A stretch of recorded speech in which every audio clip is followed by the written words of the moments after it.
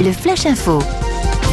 Et on démarre à la centrale EDF de Flamanville. Les 2 réacteurs sont à l'arrêt. Rien de plus normal pour le réacteur numéro 2 puisqu'il est entré en phase de maintenance depuis le 7 juin. En revanche, le réacteur numéro 1 a dû lui aussi être déconnecté du réseau électrique samedi dernier suite à un problème technique.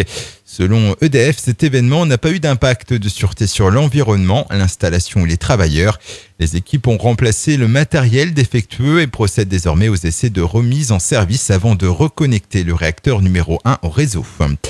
Justice, un Cherbourgeois de 25 ans comparaissait ce lundi devant le tribunal pour des délits routiers et tentatives de fuite. Il avait été interpellé le 20 juin avec 1,64 g d'alcool par litre de sang et s'était montré agressif envers les fonctionnaires. Il avait ensuite tenté de les convaincre moyennant finance.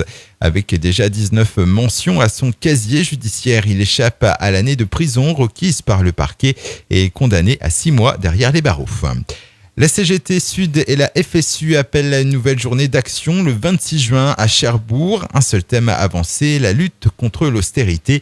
Une situation devenue intolérable et une accumulation de mauvaises nouvelles, indiquent les syndicats qui invitent tous les salariés le souhaitant à venir expliquer aux autres leur quotidien. Le rendez-vous est fixé à 10h30, carrefour des luttes devant la gare SNCF. Un fait divers, ce mardi matin, les pompiers de Saint-Lô et de Condé-sur-Vire sont intervenus sur un accident de circulation. Une sortie de route d'un seul véhicule pour une raison indéterminée sur la RN 174 s'est produite dans le sens Torigny-40 ans. Légèrement blessé, le conducteur a été transporté au centre hospitalier de Saint-Lô. Et puis en tennis, la Tour-la-Villaise Alice Robb s'est inclinée en finale des championnats de France 14 ans. À Roland-Garros, la Manchoise a perdu en 2-7 face à la favorite de la compétition, Clara Froger, qui s'impose 6-4, 6-1.